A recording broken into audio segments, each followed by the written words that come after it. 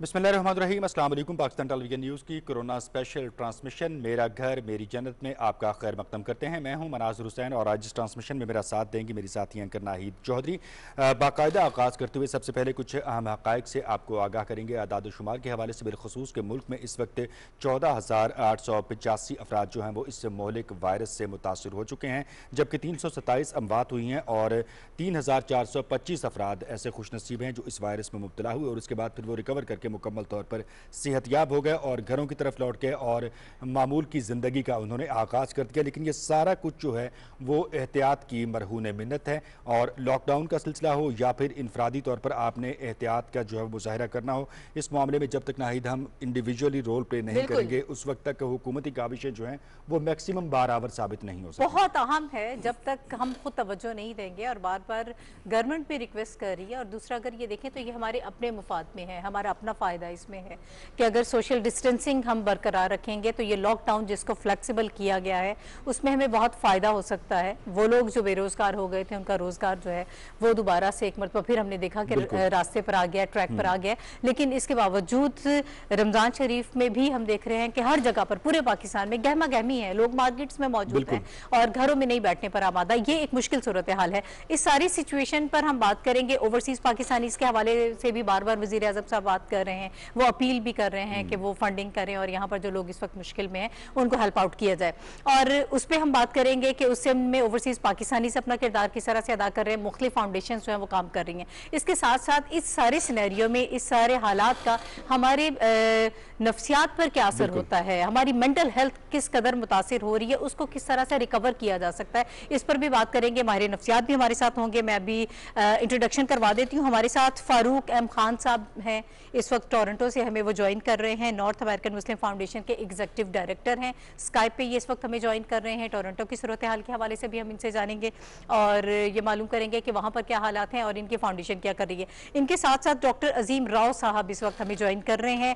आप माहिर नफ्सियात हैं और जिस तरह से मेंटल हेल्थ की मैंने बात की थी, इस वक्त बहुत ज़रूरी है कि इस पर भी बात की जाए। बच्चों की मेंटल हेल्थ के हवाले से बात की जाए, बुजुर्गों की मेंटल हेल्थ के हवाले से बात की जाए और वैसे भी ख़वातीन हज़रात इस वक्त जिस मुश्किल का शिकार हैं उस पर बात की जाए। आप दोनों हज़रात का बहुत शुक्रिया कि आपने हमें इस वक्त ज्वाइन किया है। मैं चाहूँगी आपकी इजाज़त से मनाज़िर के मैं आगाज़ कर लेती हूँ फारूक एम खान साहब से। वो टोरंटो में मौजूद हैं। फारूक साहब, सबसे पहले तो हमें टोरंटो के हवाले से थोड़ा सा बता दीजिएगा कि वहाँ पर इस वक्त क्या सिचुएशन आप देख रहे हैं, गवर्नमेंट जो मेजर्स ले रही है, पब्लिक किस तरह से बिहेव कर रही है। ख़ास तौर पर रमज़ानुल मुबारक में खासा मुश्किल हो जाता है, तरावी का मामला हो या शॉपिंग के लिए लोग निकल जाते हैं, इसको और फिर इसके बाद हम आपकी फाउंडेशन के हवाले से बात करेंगे। बिस्मिल्लाहिर्रहमानिर्रहीम। सबसे पहले तो आप सबको बहुत बहुत सलाम। पाकिस्तान में जितने आपके सुनने वाले हैं उन सबको बहुत सलाम और रमज़ान मुबारक। देखिए, जहाँ तक कनाडा का ताल्लुक़ है तो कनाडा के अंदर जो है एक तो रेट ऑफ लॉ है, तो लाजिमात हुकूमत ने जो है काफ़ी सख्ती जो है शुरू कर दी थी मार्च ब्रेक से पहले ही, जब रियलाइज़ हो गया था कि इटली में और स्पेन में जो सिचुएशन है उसके बाद जो है तकरीबन आप उसे कह सकते हैं कि सेमी लॉकडाउन जिसे कहते हैं, जिसमें स्कूल्स हैं, तमाम बिजनेस वगैरह सो वो बंद कर दिए गए थे। 5 लोगों से ज़्यादा जो है असम्बल होने पर पाबंदी है। बहुत हैवी किस्म की फ़ाइन है और फाइन्स हुई भी हैं। तकरीबन $1,000 फ़ाइन है अगर उसको कोई ब्रीच करेगा। जो गवर्नमेंट ने मेजर्स मुकर्रर किए हैं, मिसाल के तौर पे सोशल डिस्टेंसिंग है, आपके 5 लोगों से ज़्यादा इकट्ठा नहीं हो सकते। यानी किसी एक घर के अंदर जो है कोई 20-25 लोग जमा हो गए थे ब्रैम्पटन में, तो वहाँ तकरीबन उनको $100,000 की फ़ाइन हुई है। तो लाजिमात है, उसमें तो गवर्नमेंट काफ़ी सख्त है। लेकिन साथ साथ ये भी है कि गवर्नमेंट ने बहुत सारे जो हैं आपके हेल्पिंग हैंड मेजर्स भी जो हैं वो लिए हैं। यानी मिसाल के तौर पे जितने लोग बेरोज़गार हुए हैं उन सबको गवर्नमेंट ने कहा है कि उनको $2,000 अगले 4 महीने तक जो है दिए जाएंगे, चाहे वो पार्ट टाइम हो, फुल टाइम हो, कॉन्ट्रैक्ट वर्कर हो। इसी तरह जो स्टूडेंट्स हैं जिनको अभी नौकरियां मिली नहीं हैं, उन्होंने अभी ग्रेजुएशन कंप्लीट की है, उनको $1,350 पर मंथ अगले 4 महीनों के लिए दिए जाएंगे। फिर स्मॉल बिजनेसेस हैं, उनको $40,000 इंटरेस्ट फ्री लोन जो है 2 साल के लिए दिया गया है। रेंट सब्सिडी है 50%, गवर्नमेंट वो पे कर रही है बिजनेसेस की। 75% जो है वेज सब्सिडी जो है वो गवर्नमेंट दे रही है अप टू $850 पर वीक के हिसाब से। फिर इसी तरह मेडिकल की अगर बात करें तो तकरीबन $1 बिलियन जो है गवर्नमेंट ऑफ कनाडा ने इन्वेस्ट किया है, जिसके अंदर वैक्सीन है, आपके टेस्टिंग है। बल्कि अभी रिसेंटली जो है मेरे ख्याल से 2 हफ्ते पहले जो है एक ऑटोवा बेस्ड कंपनी है स्पर्टम बायोसाइंस, उन्होंने एक रैपिड टेस्ट किट जो है वो इंट्रोड्यूस किया, जो हेल्थ कैनेडा ने अप्रूव कर लिया है, जिसमें तकरीबन आधे घंटे के अंदर जो है रिजल्ट जो है वो सामने आ जाएगा। तो इस वक्त एम्फेसिस जो है वो यही है कि ज़्यादा से ज़्यादा टेस्ट किए जाएं। तकरीबन इस वक्त कोई 30,000 के करीब टेस्ट जो है डेली हो रहे हैं, उसको तकरीबन 60 to 100,000 पर डे के हिसाब से जो है लेके जाया जाएगा। और उसके बाद ट्रैकिंग है, क्योंकि इस बीमारी को सिर्फ और सिर्फ जिस तरह से कंटेन किया जा सकता है सरे दस्त, वो यही है कि टेस्ट किया जाए और कंटेन किया जाए। इसी तरह जो भी लोग ओवरसीज आ रहे हैं कनाडा वापस, उनके लिए लाजमी है कि वो 14 दिन के लिए क्वारंटीन में जाएं। अगर नहीं जाएंगे तो बड़ी हैवी किस्म की पेनल्टीज, यानी तकरीबन $750,000 की पेनल्टी है। तो अल्हम्दुलिल्लाह लोग भी हैं आपके, लेकिन मतलब हर जगह होता है, आपके कुछ लोग होते हैं जो नहीं करते उनको, लेकिन ये चूंकि रिट ऑफ द स्टेट है, एनफोर्समेंट बहुत अच्छी है आपके, तो अल्हम्दुलिल्लाह आई मीन आज ही देख रहा था कि जो हम फ्लैटनिंग द कर्व की जो हम बात कर रहे हैं, अब वो यहाँ होना शुरू हो गया। यानी पहले ये हो रहा था कि फारूक साहब हालात बेहतरी की तरफ जा रहे हैं और हुकूमत मैक्सिमम जो है वो सपोर्ट भी कर रही है। डॉक्टर मोहम्मद अजीम राव साहब को भी हम शामिल करते हैं बाकायदा तौर पर इस ट्रांसमिशन में। डॉक्टर साहब आपकी तरफ आना चाहूँगा, ये कहिएगा कि जिस तरह से फारूक साहब बता रहे थे कनाडा की सूरत हाल के हवाले से, वहाँ पर भी कम्यूनिटी में एक जो है नयापन, एक नया तर्ज ज़िंदगी जो है वो देखने को मिला कोविड-19 के बाद। पाकिस्तान में भी समाजी सतह पर बहुत तब्दीली देखने को मिली। हमारी नफ्सियात पर जो मजमूई असर मुरतब हुआ है उसको किस तरह से आप सम अप करेंगे, और बिलखुसूस जो प्रॉब्लम्स हैं या नफ्सियाती दबाव एक महसूस हो रहा है मुख्तलिफ एजेस के लोगों को, और उसका एक रद्द अमल भी सामने आ रहा है, उस पर भी कॉमेंट कीजिएगा डॉक्टर राव साहब।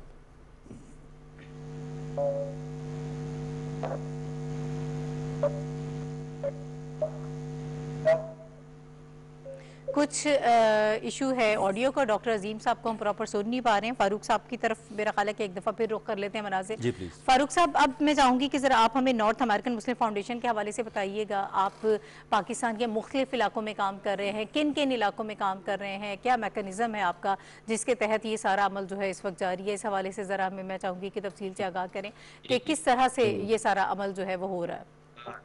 पहले तो मैं इंट्रोड्यूस कर दूं कि नॉर्थ अमेरिकन मुस्लिम फाउंडेशन तकरीबन 45 ईयर ओल्ड चैरिटेबल फाउंडेशन है, जो गवर्नमेंट ऑफ कनाडा के साथ एक रजिस्टर्ड चैरिटी है और टैक्स एग्जेम्प्टेड है।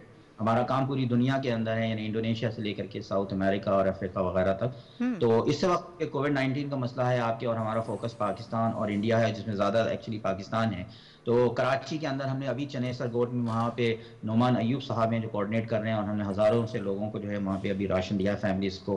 हैदराबाद सिंध के अंदर आमिर सिद्दीकी साहब हैं, उसको वो जो है लीड कर रहे हैं। इसी तरह हमारे जो कंट्री हेड हैं नदीम साहब, इस्लामाबाद, रावलपिंडी और कश्मीर में जो है वो वहाँ पे जो है डिस्ट्रीब्यूशन को हेड कर रहे हैं जी। तो हमारी पूरी कोशिश है यहाँ पे कि जितना ज़्यादा मुमकिन हो पाकिस्तान में जो लोग ज़रूरतमंद हैं उनको असिस्ट किया जाए। Obviously, you know, as an overseas Pakistani, we all have responsibility. तो अच्छा फारूक साहब, इसके अलावा आपसे ये जानना चाहूँगा कि वहाँ रहकर आपने सारी सूरत हाल को मॉनिटर किया, कोविड-19 के बाद जो पैदा हुई, जो हुकूमत ने इक़दाम किए, जो कम्युनिटी की जानिब से एक रिस्पांस देखने को मिला। तो यहाँ पर सवाल ये करना चाहूँगा कि कैनेडियन कम्युनिटी की जानिब से कोविड-19 के बाद लॉकडाउन की सूरत हाल में जो रिस्पांस देखने को मिला, उसको किस तरह से आप यहाँ पर डिफ़ाइन करेंगे? क्योंकि इक्वली जो है वो सबको प्रेशर फेस करना पड़ा है। जब लॉकडाउन हुआ, माशी सरगर्मियाँ महदूद हुई, समाजी सरगर्मियाँ महदूद हुई, तो लोगों की ज़िंदगी जो है वो यकदम बदल गई। देखिए, ये तो सही है कि स्ट्रेस लेवल तो बहुत है, और यहाँ पर भी मेंटल हेल्थ इशू जो है उसका जो है काफ़ी मसला बना हुआ है, और गवर्नमेंट जो है वो काफ़ी इन्वेस्टमेंट भी कर रही है आपके मेंटल हेल्थ जो रिलीफ देना है लोगों को उसके ऊपर। लेकिन ये के साथ साथ जो है एक कोऑपरेशन बहरहाल नज़र आ रहा है, यानी पॉलिटिशियंस और हम जो जैसे कम्युनिटी लीडर्स हैं उनका बड़ा एक्टिव इंगेजमेंट है। कैनेडियन कम्युनिटी जो है आपके वो बहुत यानी विग्रेसली आगे भी आ रही है, उसमें से हेल्प आउट भी कर रही है। अब मिसाल के तौर पे हमारा यहाँ पे इस्लामिक सेंटर है, तो उसमें मस्जिद भी है, फुल टाइम इस्लामिक स्कूल भी है, फूड बैंक भी है, और फूड बैंक जो है वो हर एक के लिए है। तो मैं अब देख रहा हूँ कि इवन जो कैनेडियंस हैं आपके, वो भी हमको आकर के फूड डोनेशंस जो है वो दे रहे हैं, कि आप जिसे चाहें जो है देना चाहें यहाँ पे दे सकते हैं। तो लोग भी अपना रोल प्ले कर रहे हैं। किसी भी माशरे के अंदर जो है वो हुकूमत और आवाम दोनों को एक ही पेज पे होना पड़ता है, तभी जाके कोई चीज कामयाब होती है। ठीक है फारूक साहब, आप ठीक है, आप हमारे साथ ही मौजूद रहिएगा। इसी गुफ्तगू के सिलसिले को बढ़ाते हैं, मजीद इसमें चीज़ें हम शामिल कर लेते हैं। गवर्नमेंट जो रिलीफ दे रही है पाकिस्तान में, कनाडा के हवाले से तो बात कर रहे थे, फारूक साहब हमें बता रहे थे, पाकिस्तान में भी अपने महदूद वसाइल के अंदर रहकर मैक्सिमम कोशिश की जा रही है कि आम आवाम को रिलीफ फराहम किया जाए। और इस हवाले से जो कंस्ट्रक्शन इंडस्ट्री के लिए एक पैकेज इंट्रोड्यूस करवाया गया, वो रिलीफ पैकेज जो है वो शानदार पैकेज है और उससे ये एक मरतबा फिर आसार नुमाया हो रहे हैं कि शायद इकोनॉमी में काफ़ी बूम आएगा और काफ़ी बेहतरी आएगी। इस हवाले से हम मजीद बात कर लेते हैं, गवर्नमेंट आगे इसको किस तरह से लेकर चलेगी। अताउल्लाह खान शादी खैल साहब इस वक्त हमारे साथ मौजूद हैं, पाकिस्तान तहरीक इंसाफ के रहनुमा। अस्सलाम वालेकुम अताउल्लाह साहब। जी वालेकुम सलाम। अताउल्लाह साहब, एक तो लॉकडाउन को फ्लेक्सिबल किया गवर्नमेंट ने, बहुत बड़ा कदम है और मुश्किल फैसला था कि किस तरह से एक मरतबा फिर ट्रैक पर ज़िंदगी को लेकर आया जाए और वो लोग जो बेरोज़गार हो गए उनको रोज़गार जो है वो दोबारा उनका बहाल किया जाए। उसके बाद मीन वाइल जो सारे हमारे यहाँ जो किए जाते रहे इकदामात के इंटरेस्ट रेट स्टेट बैंक ने कम कर दिया, फिर जब हमने देखा कि हुकूमत ने कंस्ट्रक्शन इंडस्ट्री के ख़ास तौर पर मैं उसको फोकस करना चाहूँगी कि जो रिलीफ पैकेज दिया है, इसको जो इंट्रोड्यूस करवाया, इसका क्या इम्पैक्ट देख रहे हैं, कितना फ़ायदा होगा फ्यूचर में इसका? आप देखें कि इस मामले में गवर्नमेंट ने जो खासकर जो एक पैकेज दिया है कॉन्ट्रैक्ट कंस्ट्रक्शन इंडस्ट्री को, वो ये है कि इसमें आप अभी कंस्ट्रक्शन इंडस्ट्री में खासे जो काम है वो काम शुरू हो गया। आपको पता है लॉकडाउन की वजह से सब कुछ बंद हुआ पड़ा था। जी जी। इस महदूद वसाइल होने के बावजूद गवर्नमेंट ने खोला, हालांकि अभी भी कुछ मुश्किलात हैं, लेकिन क्योंकि ट्रांसपोर्ट के कुछ मसाइल हैं, लेकिन गवर्नमेंट ने अनाउंस किया है, गवर्नमेंट ने बहुत अच्छा पैकेज दिया है, खासकर तमाम कंस्ट्रक्शन कंपनियों को, डिपार्टमेंट्स को जो कंस्ट्रक्शन काम कर रहे हैं, जिसपे उन्होंने कहा है कि 2 महीने की 3 महीने की सैलरी का उन्होंने अनाउंस किया है बहुत ही कम इंटरेस्ट रेट के ऊपर। एक इधर गवर्नमेंट ने फैसिलिटेट किया। इसके अलावा गवर्नमेंट ने बाकी ये कर दिया है कि तमाम डेवलपर बिल्डर को एक, आपको पता है, पैकेज दिया, वो बड़ा डिटेल पैकेज है जिसमें उनके लिए बहुत आसानी है। इसमें तमाम खासकर जो लेबर क्लास है, या आप देखें कि एक रेडी वाले से लेकर आपकी कोई इंडस्ट्री है, इंडस्ट्री में भी आपको पता है लेबर काम करती है, और तमाम चीजें एंगेज करके तमाम चीजें एंगेज हो जाएंगी, जिससे तो लोगों को खासा रोजगार मिलेगा।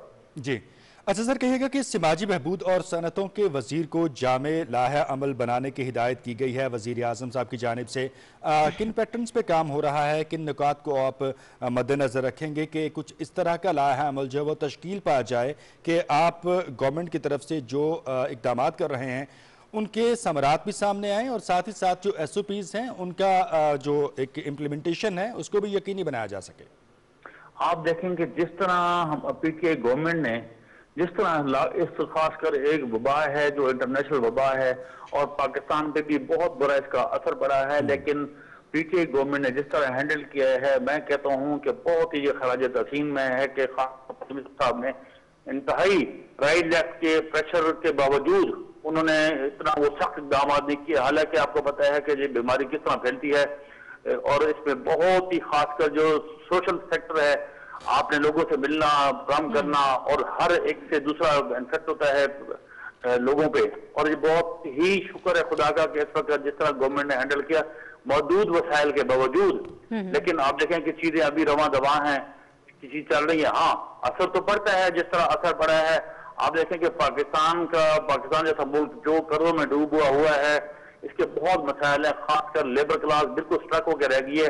और गवर्नमेंट ने जिस तरह लोगों को अपना एहसास प्रोग्राम के तहत, बाकी दूसरे प्रोग्रामों के तहत गवर्नमेंट ने जो गरीब आवाम को पैकेज दिया है, रिलीफ दिया है लोगों को, हालांकि मुश्किल हालात थे इस वक्त। बिल्कुल ठीक है, तो मुझे ये भी बताइएगा अताउल्लाह साहब, कुछ लोगों का ये भी कहना है कि एक हॉलिस्टिक अप्रोच होनी चाहिए थी कि जो लॉकडाउन ख़त्म हुआ या जिसको फ्लेक्सिबल किया गया, तो उसमें लेबर के लिए ट्रांसपोर्टेशन जो है उसका भी अरेंज करना चाहिए था, या कुछ शॉप्स बंद हैं, कुछ खुली हुई हैं, तो इस हवाले से कुछ तहफ़्फ़ुज़ात हैं लोगों के, आप लोगों तक आते होंगे, लोग बात करते होंगे, तो क्या इसको भी गवर्नमेंट देख रही है, कुछ प्लानिंग है इस हवाले से? देखिए चीजें ऐसे ऐसा खुल रही हैं, मैक्सिमम चीजें खुल गई। आप तमाम दफातर में देखें, लोगों ने, प्राइवेट ऑफिस ने आना शुरू कर दिया है, लोग काम शुरू करें, लेकिन अब गवर्नमेंट खुली छुट्टी देते। आपको पता है कि बहुत ही मुश्किल है, ये वबा ऐसी है कि जिसको इस वबा के साथ गुजारा करना बहुत ही मुश्किल है, क्योंकि ये मजीद फैलेगी।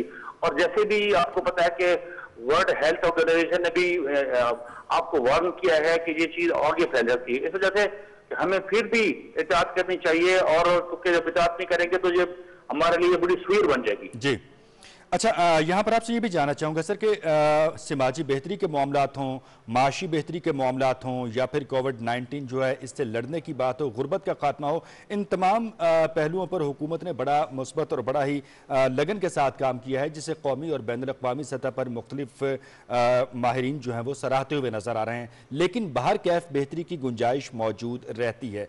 जहाँ प्रॉब्लम्स आ रहे हैं मुस्तहिक लोगों को एड्रेस करने में, बिलखसूस एहसास रिलीफ प्रोग्राम की बात की जाए तो कुछ लोग अभी भी इस हवाले से महरूम हैं। टेक्निकल इश्यूज़ आ रहे हैं कि मैसेज डिलीवर होता है, लोग मराकज़ तक आते हैं लेकिन फ़ंड्स जो हैं वो या इमदाद जो है वो वसूल नहीं कर पाते। तो इनको ये कहिएगा एड्रेस करने के हवाले से, मामलात को मज़ीद बेहतर और एक बेटर मैकेनिज़्म डेवलप करने के हवाले से क्या किया जा रहा है?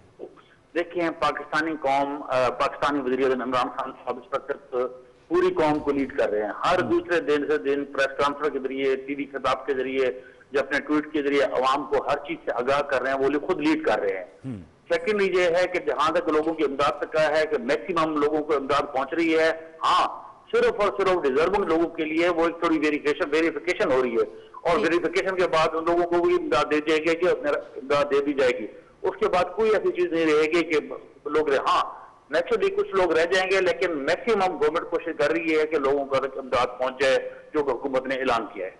ठीक है अताउल्लाह साहब, आप हमारे साथ ही रहे। मैं एक बार फिर फारूक अहम खान साहब की तरफ जाऊंगी जो टोरंटो में मौजूद हैं। फारूक साहब, आप जिस तरह से आपकी फाउंडेशन काम कर रही है, आपने कहा कि पूरी दुनिया में हम लोग काम कर रहे हैं, और कनाडा में सिर्फ पाकिस्तानी कम्युनिटी नहीं बल्कि तमाम ममालिक से ताल्लुक़ रखने वाले मुसलमान लोग जो हैं वो आपके साथ शामिल हैं, तमाम मुस्लिम शामिल हैं। पाकिस्तान में इस वक्त जो काम हो रहा है, एक बहुत अहम इशू है कि जो आप के लोग यहाँ पर राशन तकसीम कर रहे हैं, जो डिस्ट्रीब्यूशन हो रही है, उस हवाले से मैंने काफ़ी विजुअल्स भी देखे। तो क्या उनकी हिफाजत को इंश्योर किया जा रहा है? उसके लिए कोई खास किस्म के इकदाम भी आप लोग उठा रहे हैं? क्योंकि इसमें वॉलंटरीली भी बहुत सारे लोग आपके साथ शामिल हैं। कराची में तो बहुत सारे नौजवान लड़के इसमें शामिल हैं, इस कार्य खैर में। देखिए, हमने जो है ये इंश्योर किया है कि जो कि WHO की रिकमेंडेशन है, जिसमें फिजिकल डिस्टेंसिंग है, उसको मलूज़ खास रखा जाए, मास्क पहना जाए। इसीलिए हमने जो है वहाँ भीड़ लोगों की नहीं जमा की। हम ये कर रहे हैं कि हमने पूरा डेटा कलेक्ट किया और हम लोगों को डोर टू डोर जो है वो डिलीवर कर रहे हैं। और उस हम रात के वक्त डिलीवर कर रहे हैं, जबकि दिन में कोई मतलब है, क्योंकि दिन में तो लोग उठे हुए होते हैं, रात में सब सो रहे होते हैं। एड्रेसेस हमारे पास होते हैं, हम जाते हैं, जाकर के उनके डोर के ऊपर रखते हैं, उनको कॉल करते हैं या नॉक करते हैं और कहते हैं कि आप ले लें यहाँ से ना। तो इस तरह से जो है हम वो जो क्राउड गैदरिंग है आपके, उसको हम अवॉइड कर रहे हैं वहाँ पे ज़्यादातर जो है। और अल्हम्दुलिल्लाह हमारा बहुत अच्छा इस सिलसिले में प्रोग्राम जा रहा है। मैंने बसाते खुद भी इंश्योर किया है कि किसी भी सूरत में जो है ऐसी सिचुएशन ना पैदा हो कि जिससे जो है ये वायरस जो है ट्रांसमिट हो जाए आपके आपस में, क्योंकि फिर तो सारा हमारा मकसद जो है वो फारिग हो जाता है आपके ना। तो इसलिए जो है हम ये इंश्योर कर रहे हैं कि सोशल डिस्टेंसिंग जो है उसको मेंटेन किया जाए, मास्क पहना जाए, सैनिटाइजर इस्तेमाल किए जाएं आपके, और लोगों का जो हुजूम है, क्राउड है, वो ना जमा हो। ठीक है, बहुत शुक्रिया। फारूक अहम खान साहब हमारे साथ मौजूद थे टोरंटो से, और ये एग्जीक्यूटिव डायरेक्टर थे नॉर्थ अमेरिकन मुस्लिम फाउंडेशन के पाकिस्तान में जो काम हो रहा है। अताउल्लाह साहब अभी भी हमारे साथ लाइन पर मौजूद हैं। हम सवाल जवाब के सिलसिले को हम आगे बढ़ाएंगे। और अताउल्लाह खान शादीखिल साहब, आपसे सवाल करना चाहूँगा कि रमज़ान मुबारक के हवाले से भी हम देख रहे हैं कि अशिया की कीमतों और मयार के हवाले से बाज़ जगहों से शिकायत मौसूल हो रही हैं। आवाम जो है वो कुछ नाला नज़र आ रहे हैं कुछ इलाकों में बिलखसूस जो है। इसके सद्देबाब के लिए क्या किया जा रहा है? क्लियर इंस्ट्रक्शन तमाम जो है कंसर्न डिप्टी कमिश्नर हैं या इंतजामिया के जो लोग हैं उनको दे दी गई हैं, और कोशिश कर रहे हैं कि, क्योंकि आपको पता है पहले भी रमजान मुबारक जब भी आता है तो थोड़ी मुश्किलात आती हैं, कीमतों की चीजें बढ़ जाती हैं, लेकिन हम कोशिश कर रहे हैं कि इसको किसी न किसी तरीके से कंट्रोल किया जाए। आपको पता है कि एक बिल्कुल ही रमजान अल्लाह ताला का मुबारक महीना है, वो जब रमजान आया तो रमजान से पहले ही कितनी मुश्किलात थी कोरोना से हैंडल करते हुए। अब हम इस चीज तक पहुंचे हैं कि थोड़ी सी चीजें जिंदगी रमा दबा हो रही है, और बरकत दुनिया में इंशाल्लाह ताला हम इस पे काबू पा लेंगे। राइट, ठीक है, बहुत शुक्रिया। अताउल्लाह खान शादीखिल साहब हमारे साथ मौजूद थे, और ये इस वक्त जो गवर्नमेंट इकदाम कर रही है उसके हवाले से हमें आगाह कर रहे थे कि तमाम तबकों को रिलीफ फराहम करना जो है वो इस वक्त अवलीन मकसद है हुकूमत का, और ये कोशिश की जा रही है कि जो वो लोग जो छोटे बिजनेस कर रहे हैं उनको भी रिलीफ फराहम किया जाए, वो लोग जो बेरोज़गार हो गए हैं उनको भी रिलीफ फराहम किया जाए। एक बड़ा चैलेंज आगे होगा जब बजट आएगा, उसमें भी ये कोशिश की गई है कि उन लोगों को रिलीफ फराहम करें। तकरीबन 40 लाख लोगों के हवाले से बात की जा रही है जो कोरोना की वजह से बेरोज़गार हुए हैं। इस मरतबा नाहीद जो बजट की आपने बात की है, बजट कंपाइल करना और ये तखमीना जो है वो जारी करना, वो एक बहुत बड़ा चैलेंज होगा। और रवायती बजट की तैयारी से इस मरतबा हटकर चैलेंजेस दरपेश हैं, तो इस मामले में जो है वो इस मरतबा अच्छा खासा जो है वो ये मेहनत तलब काम है और इसी पर जो है वो आगे मुल्क के आने वाले माशी साल का जो है वो दारोमदार होगा। साथ ही साथ यहाँ पर हम बात कर रहे हैं बजट की तैयारी के हवाले से और गरीब आवाम की फलाह के हवाले से हुकूमती इक़दाम की या फिर समाजी सतह पर जो एक बदलाव देखने में आ रहा है इसके हवाले से, तो हर तरफ से एक प्रेशर जो है वो हर चीज पे नजर आ रहा है। खा बजट की तैयारी है तो हुकूमत पे प्रेशर है, गुर्बत का बढ़ाना है तो एक आम आदमी पे प्रेशर है, समाजी और माशी सरगर्मियों का महदूद होना है तो पब्लिक पे, और मईशत से जो वाबस्ता अफराद हैं उन पे एक प्रेशर है। तो इस प्रेशर को अब रिलीज किए जाने की जरूरत है, इसके हवाले से भी कुछ अचीव करना है, कुछ प्लान करना है और उस पर एग्जीक्यूट भी करना है। जी, इस पे काम तो हो रहा है और मजीद इस वक्त क्या सिचुएशन है और हम ये चाहते हैं कि इस पर भी बात कर लें। मंसूर कादिर डार साहब इस वक्त हमारे साथ मौजूद हैं और सेक्रेटरी हैं, ये आज़ाद कश्मीर से इनका ताल्लुक है। बहुत शुक्रिया सर आपका हमें प्रोग्राम में वक्त देने के लिए। मंसूर साहब कहिएगा सबसे पहले तो हमें वहाँ की सिचुएशन के हवाले से अगर आप हमें बता पाएँ कि क्या है, केसेस की क्या तादाद है, टेस्टिंग कैपेसिटी को किस तरह से बढ़ाया जा रहा है और कितने लोग रिकवर हो रहे हैं, ओवरऑल इस वक्त क्या सिचुएशन है जो आप लोग फेस कर रहे हैं?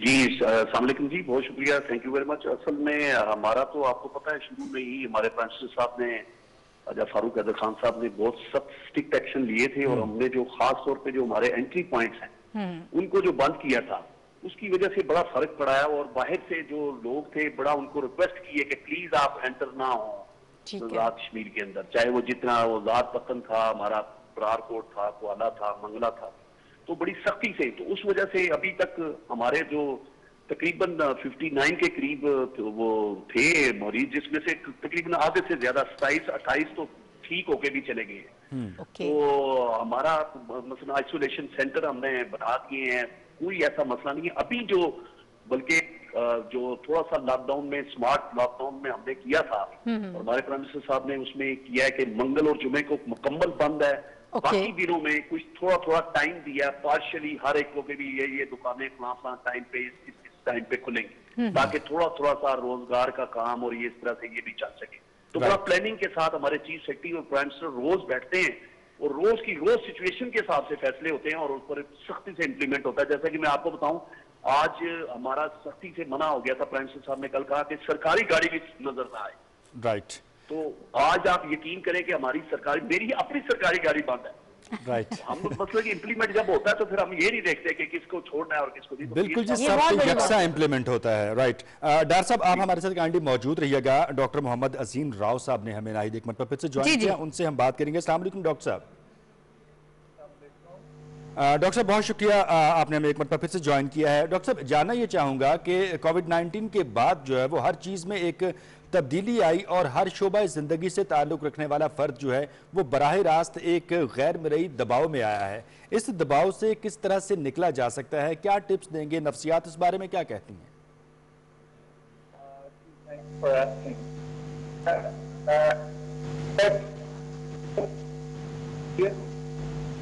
डॉक्टर साहब आपकी ऑडियो का कुछ इशू आ रहा है और ये तकनीकी एक मामला है और दोबारा से इनके साथ हम राब्ता करेंगे। जी डॉक्टर साहब से बात करते हैं। जी मंसूर साहब, आप सर जो कह रहे थे कि खास तौर पर रमजानुल मुबारक के हवाले से एक बहुत बड़ा जाहिर है कि वो चैलेंज तो है ओवरऑल कोविड-19 ही, तो खास तौर पर जो इंतजाम किए गए हैं मसाजिद के हवाले से, तरावी के हवाले से, लोगों की बहुत कोशिश होती है कि हम बाहर निकलें और जिस तरह से यहाँ पर पाकिस्तान में एक 20 निकाती अलामिया जो है वो जारी किया गया था, उस पर अमल दरामद करने की कोशिश भी की जा रही है। वहाँ पर एजेके में क्या सिचुएशन है, किस तरह से इसको इंश्योर किया जा रहा है?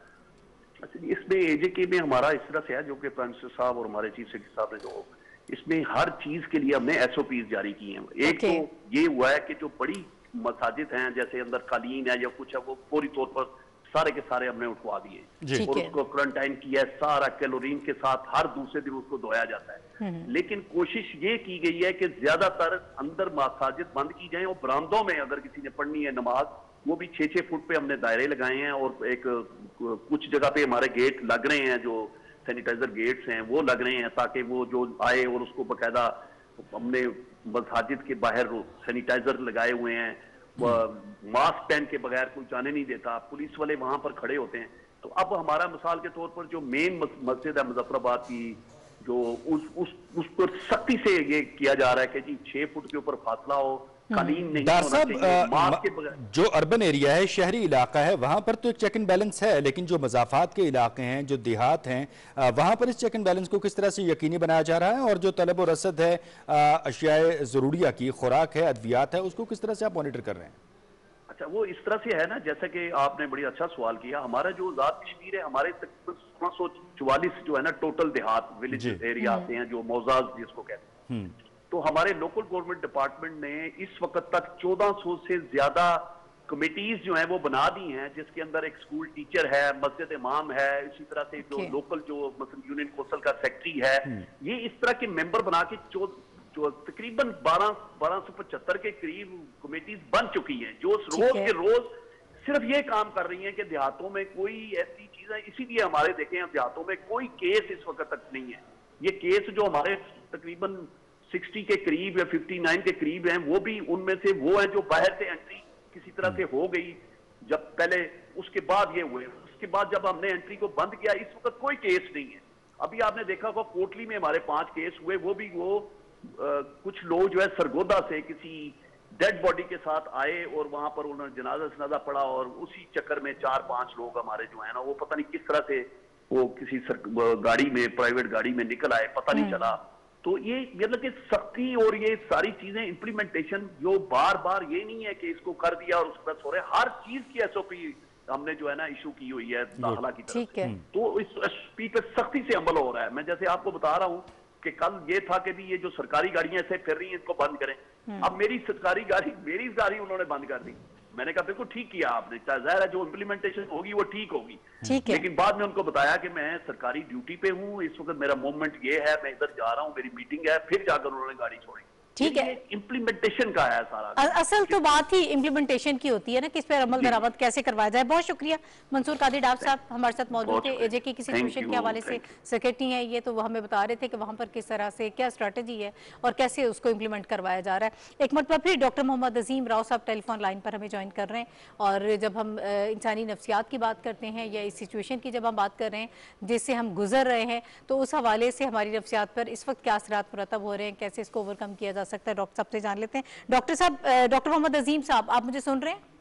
जी जी, आई कैन हियर यू। जी डॉक्टर साहब, मेंटल हेल्थ को कैसे बेहतर बनाया जाए इस सारी सिचुएशन में, जब पूरी दुनिया से आपको ऐसी खबरें मौसूल हो रही हैं कि कितने लोग जो हैं वो कोरोना पॉजिटिव हो गए, कितने लोगों की डेथ हो गई, और इस वक्त ये वबा जो है पूरी दुनिया में फैली हुई है, तो फिर कैसे इसको बेहतर करें हम?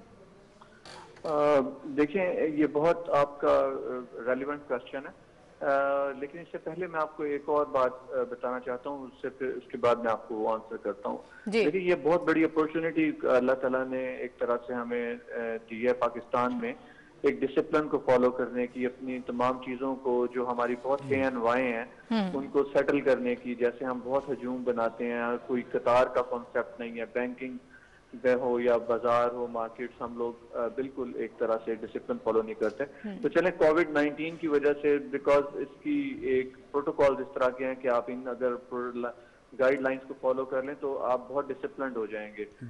ये तो मेरी एक थॉट है जो मैं शेयर करना चाहता हूँ। और दूसरी जो आप बात पूछ रही हैं कि मेंटल हेल्थ को कैसे अच्छा रखा जा सकता है, ये बहुत ही एक चैलेंजिंग है इस वक्त।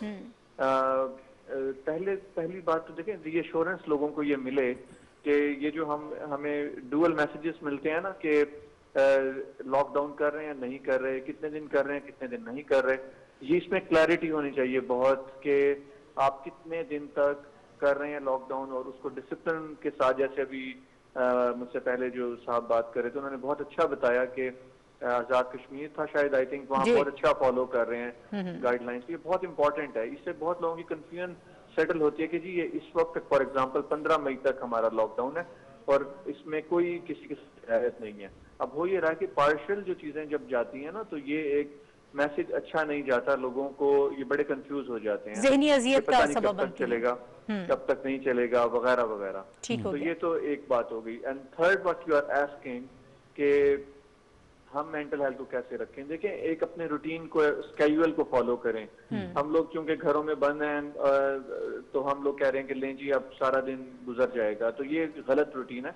जिस तरह से हम ऑफिस के लिए रोजाना रेडी होते हैं, एक टाइम पे शावर लेके अपना ब्रेकफास्ट करके अपना स्केड्यूल बनाते हैं कि हमारा जाने का टाइम है, ये आने का टाइम है, और इसी तरह से अपना स्केड्यूल बनाएं। वो जरा डिफरेंट स्केड्यूल होगा। जाहिर है आप ऑफिस तो नहीं जा रहे, तो आप अपने एक्सरसाइज का टाइम, आपके टीवी का टाइम, आपकी रूटीन में अपने जो अपने रिलेटिव्स के साथ बात करने का टाइम और बच्चों के साथ जो टाइम है आपका क्वालिटी टाइम, इसको आप एक स्केड्यूल करें तो आप अपने दिन को बहुत अच्छा मैनेज कर सकते हैं। ये बहुत इंपॉर्टेंट है। इससे आपको एक सेंस ऑफ ये फीलिंग आएगी कि आपने दिन को जाया नहीं किया और आप बिल्कुल लेम है वो नहीं कर रहे हैं। तीसरी चीज जो आप एक्सरसाइज को कर सकते हैं बहुत अच्छे तरीके से, अपना रूम के अंदर ही, अपने घर में या छत पे एक्सरसाइज का आधा घंटे का जो है वो कर सकते हैं। जो यंग लोग हैं वो एक्सरसाइज कर सकते हैं। जो थोड़े ओल्ड एज के लोग हैं या मिडिल एज में लोग हैं वो लोग वॉक 40 मिनट्स की अपने घर के अंदर ही उसको प्लान करें, तो ये बहुत आप देखेंगे। अच्छा डॉक्टर साहब, ये कुछ टिप्स आपने दी हैं, लेकिन अगर नफ्सियात का हम थोड़ा गहराई से मुताला करें और सोसाइटी को भी ज़रा ऑब्जर्व करें तो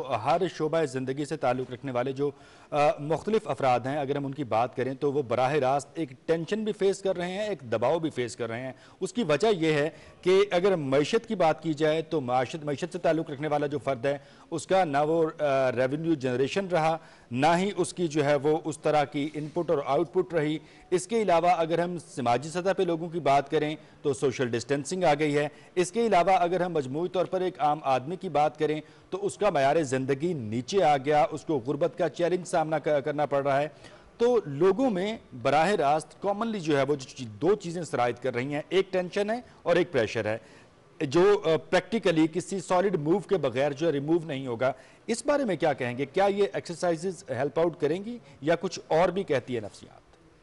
जी, आपकी बड़े रेलिवेंट और पर्टिनेंट बात है कि ये प्रेशर जो इकोनॉमिक और जो रेवेन्यू की आप बात करें ये मौजूद है। लेकिन देखिए उसमें जो आपको सपोर्ट दो ही तरीके होते हैं ना, एक तो आपकी अपनी इनकम होती है, दूसरी आपकी जो गवर्नमेंट आपको सपोर्ट करती है। राइट। तीसरी चीज जो हम कर सकते हैं, जो भी साहिब हैसियत लोग हैं वो अपने इस मामले में बहुत एक्टिवली पार्टिसिपेट करने से बहुत मसाइल हल हो सकते हैं। और जो एक्सरसाइज का रोल है उसमें वो बहुत इस लिहाज से अच्छा होता है कि आपको ये पता चल जाता है कि जो हमारे जितने भी एग्जिस्टिंग रिसोर्सेज हैं हमने उनके अंदर ही चीजों को कैसे मैनेज करना है। तो इस लिहाज से एक्सरसाइज आपको और आपका जो प्लान है वो हेल्प करता है। और एक और जो इम्पोर्टेंट चीज है ना जी, वो बड़ी समझनी जरूरी है कि देखिए क्राइसिस की सिचुएशन में कुर्बानी भी दी जाती है ना। बिल्कुल सही, बिल्कुल दुरुस्त। कि हम लोग इस क्राइसिस से गुजर रहे हैं तो इसमें हमें स्ट्रेच करना पड़ेगा हम सब लोगों को, और जो लोग अफोर्ड कर सकते हैं वो भी अपने आप को स्ट्रेच करें दूसरे लोगों के लिए जो अफोर्ड नहीं करते। तो इसलिए अगर ये इस तरह से हम करें तो मेरा ख्याल है कि लोगों को बड़ा एक सेंस ऑफ सेक्रीफाइस एक दूसरे के लिए ये बहुत इसमें हेल्पफुल हो सकती है। ठीक है डॉक्टर साहब, मुख्तसरन मैं ये चाहूंगी कि आप इस पर भी रोशनी डाल दें कि बड़े तो सब जानते हैं कि इस वक्त क्या हालात हैं, आप किस चैलेंज को फेस कर रहे हैं, बच्चों की हेल्थ जो है मेंटली वो भी बहुत मुतासिर हो रही है। जाहिर है कि स्कूल्स उनके बंद हैं, घरों में बच्चे बैठे हुए हैं, तो उनके लिए और ख़ास तौर पर वो बुज़ुर्ग अफराद जो घरों पर मौजूद हैं और टीवी पर मुख्तलिफ़ किस्म की खबरें सुन रहे हैं, उनके लिए भी जो है वो इस वक्त एक बड़ा चैलेंज है, बड़े मसाइल हैं। उनके लिए आप क्या तजवीज़ करते हैं? जी बिल्कुल, आई थिंक ये बहुत ही आजकल स्ट्रेस इस चीज का बना हुआ है कि बच्चे चूंकि घरों में ही बंद हैं तो अब ना तो उनकी एक्टिविटी उस तरह से प्लान हो रही है ना वो बाहर जा सकते हैं। तो अगर पेरेंट्स सबसे पहले तो पेरेंट्स अपने आप को जरा कंपोज करें कि उन्होंने अपने आप को कंपोज रखना है और गुस्से में नहीं रहना। अगर वही बच्चों को बहुत डांट डपट, क्योंकि एक पॉइंट आता है जिसपे बहुत सब लोग हो जाते हैं और वो बच्चों की वो करते हैं, एक तो ये ना करें। और दूसरा ये कि उनके लिए आप प्लान बना दें कि इस वक्त आप इंडोर गेम्स जैसे लूडो, कैरम बोर्ड और इस तरह की एक्टिविटीज कर सकते हैं, और इस टाइम पर वो अगर आपके पास ऐसी स्पेस छत की सूरत में अवेलेबल है वहां पे जो फिजिकल एक्टिविटी वो कर सकते हैं, या आपके करीब में कोई पार्क भी अगर है तो यानी वॉक, मैं ये कह सकता हूँ कि वॉक एक ऐसी चीज है हजूम वाली जगह पे नहीं, लेकिन अगर आप वॉक करें तो ये इस क्राइसिस कोरोना क्राइसिस के अंदर ये मना नहीं है। अगर अच्छी आप जगह पे अच्छा 1 घंटे का अगर वॉक अपने बच्चों के साथ कर लें तो उससे बच्चों की एनर्जीज बड़ी डिसिपेट हो जाती हैं और वो बड़ा बेहतर महसूस करेंगे। और चूंकि बच्चों में इतनी एनर्जी होती है उन्होंने कहीं ना कहीं उसको कंज्यूम करना होता है, वो घर में बंद होने की वजह से नहीं हो पाती। तो इसको डिवाइड कर दें इन 3 चीजों में कि फिजिकल एक्सरसाइज, इंडोर एक्टिविटीज और स्पिरिचुअल एक्टिविटीज। रमजान भी है और बच्चों को के साथ हम बुक रीडिंग या कुरान पाक वगैरह के पॉइंट ऑफ व्यू से अगर हम देखें तो वो बच्चों का टाइम डिवाइड करें। बुजुर्गों के लिए क्या सजेस्ट करेंगे मुख्तसरन, अब वक्त कम रह गया डॉक्टर साहब, बुजुर्गों के लिए क्या सजेस्ट करते हैं, क्या एडवाइस होगी आपकी तरफ से? जी बुजुर्गों के लिए भी देखें, क्योंकि वो बहुत फिजिकल एक्टिविटी तो नहीं कर सकते, लेकिन अपने घर के पोर्च में उनको बिठाना, अपनी इंडोर एक्टिविटीज में लूडो और कैरम बोर्ड या इस तरह की चीजों में उनको इन्वॉल्व रखना, और टीवी को बहुत ज्यादा नहीं यूज करना। ये एक बहुत इंपॉर्टेंट है कि हर वक्त टीवी को सुनना, तो कोरोना क्राइसिस को देखना ये बहुत एक अच्छा आइडिया नहीं है।